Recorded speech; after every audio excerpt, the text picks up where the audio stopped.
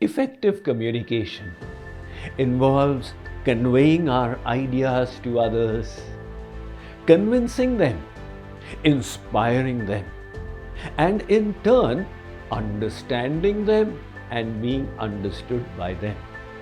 Yet in the process, many distortions occur that lead to strained relationships. Why?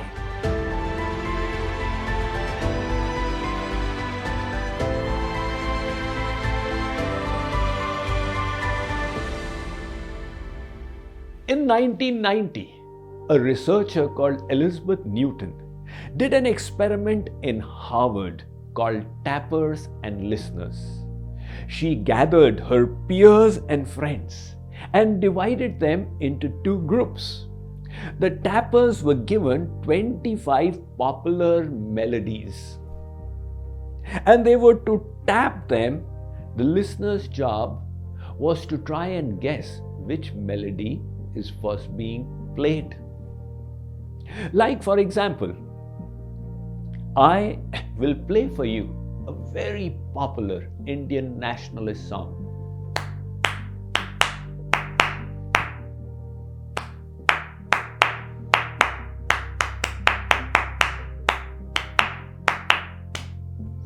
Now your job is to guess, what was I playing? Only in 2.5% of the cases were the listeners able to guess, oh my God, that was jingle bells, jingle all the way, or happy birthday to you.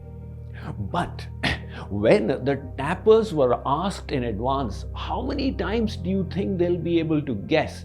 They had said, estimated 50% of the times. Why was this mismatch?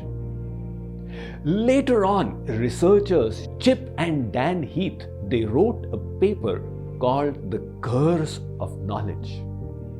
They deciphered the melody was going on in the minds of the tappers, and therefore it was obvious to them what they were tapping.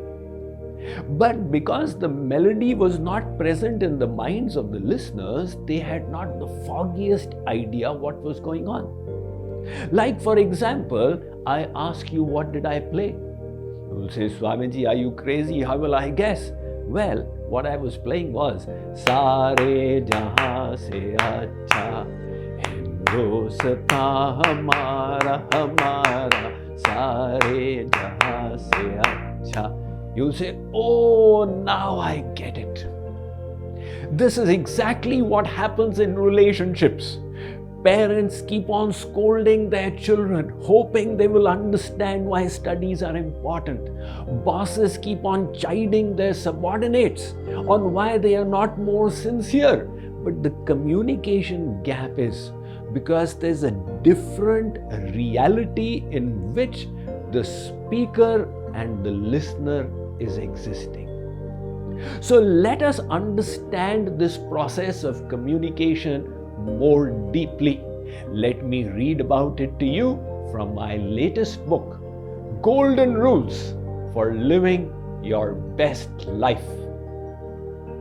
Effective communication is essential for maintaining good relationships. Like any other skill, such as singing or dancing, good communication requires consistent practice. Your speech is an expression of your thoughts and sentiments. If you can articulate your thoughts well, you can cultivate healthy relationships and appropriately navigate through conflicts.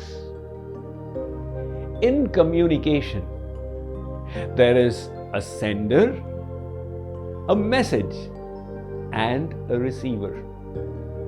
The sender has an idea that is coded into a message. The receiver accepts it and decodes it. But in the process, there is a huge gap that gets created. How? One customer went to a shoe shop and said to the shopkeeper, "I need a shoe for my size." The shopkeeper brought the shoes of his choice. He tried them on and said, "These are too small, my foot isn't even going in." The shopkeeper said, "How come, sir? They are fitting me perfectly well." The customer said, "They are fitting you, but they are for me, not for you." What was the mistake the shopkeeper was making? He was giving shoes of his size, which were a misfit for the customer. Likewise, you communicate ideas and you need to see that they are understandable to the other. Likewise, if you communicate ideas that are not comprehensible to the listener, then the communication breaks down. One child was traveling in a car with his father, eating an apple. He said, "Papa, why is my apple turning brown?" Without looking back, the father answered, "My child, you have eaten the skin. The apple pulp is now exposed to the air, which is oxidizing it and changing its molecular structure, thereby creating a change in its color." For a few moments, there was stunned silence. And then the child said, "Papa, are you speaking to me?" So likewise, when we communicate, we must bear in mind that the other is able to understand it. There are 3 styles of literature and communication as per Sanskrit theory. The first is Nari Phalam, like the nariyal, the coconut. Such a message is extremely difficult to decode because the sentence begins on page 1 and ends on page 2. Likewise are the Upanishads. Try reading the Prashna Upanishad or the 12 mantras of the Mandukya Upanishad. You'll say it's easier to break a coconut than to understand this. The second style is Kadali Phalam, like the banana. You need to put in a little bit of effort to remove the peel, but after that it's easy to eat. Most of the books that I write, I have taken that Upanishadic knowledge and explained it through real life examples to make it palatable for the masses to understand. This is the Kadali Phalam style. But then we also have the YouTube listeners. They want the third style, which is Draksha Phalam, the grape style. Now, in the case of a grape, you need to do practically nothing. Just open your mouth and put it in. The problem is in Kalyug, people's mouths open only for cheeseburgers and pizzas. Likewise, I crack jokes from time to time, so when you laugh, I can then put the Bhagavad Gita knowledge also inside. So these are a few thoughts about communication. If we want to go a little more deeply, we can try learning the 4-step model of non-defensive communication.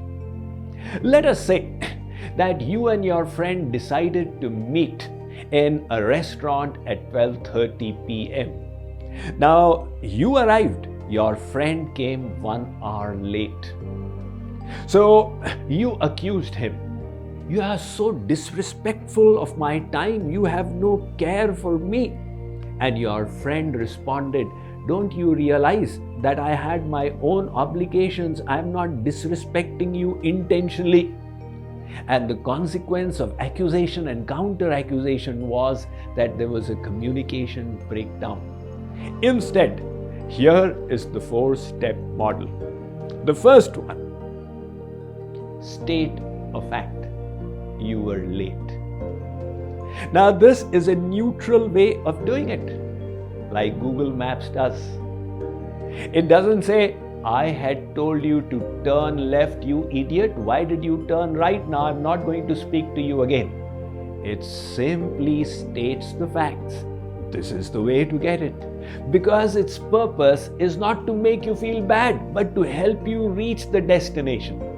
So the first step in non-defensive verbal communication is to state a neutral fact. And the second then is to express your feelings. This has made me feel bad. Now you are not accusing, mind you. If the other person says, why are you feeling bad? I'm so sorry, I should not, but I am. What to do? You have now prevented a confrontation. The third step, state a need. I need to feel valued and respected for me to be interested in a relationship. Well, there is no harm in expressing your need. And the fourth is a request. I humbly request that next time you please be mindful of my needs so I am inspired to continue this friendship with enthusiasm. This is a way of communicating your ideas without evoking a flare-up or confrontation. And finally, in communications, keep this in mind. God has given us one mouth and two ears. Why? Because He wants us to listen more and speak less. A personal formula that I always adopt is before I speak, I ask myself, will it improve the silence? Whatever has been said, good or bad, if my saying something will improve the silence, I go ahead and do so. And if my intellect tells me no, then what is the purpose in speaking? So if you'd like to read a little more about communications, you can do so from my latest book, Golden Rules for Living Your Best Life.